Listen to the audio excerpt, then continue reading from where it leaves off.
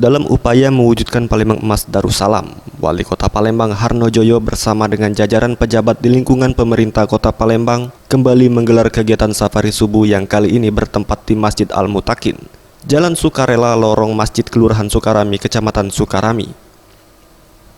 Ketika ditemui di sela kegiatan, Harno Joyo, Wali Kota Palembang, mengatakan, kegiatan ini merupakan upaya Pemkot Palembang untuk mengajak masyarakat meramaikan masjid dan musola.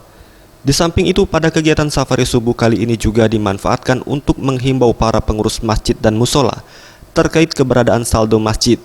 Jangan hanya difokuskan sebagai dana untuk pembangunan masjid, melainkan juga perlu disisihkan untuk kembali disumbangkan kepada para anak yatim maupun fakir miskin yang ada di lingkungan masjid.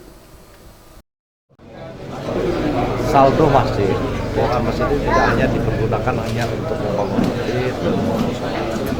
Marilah kita berbagi juga khususnya kepada anak yatim piatu.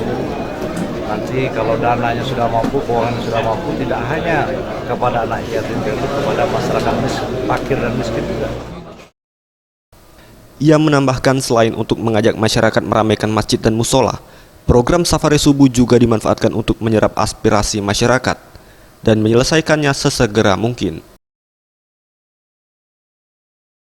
Tim Liputan Sriwijaya TV.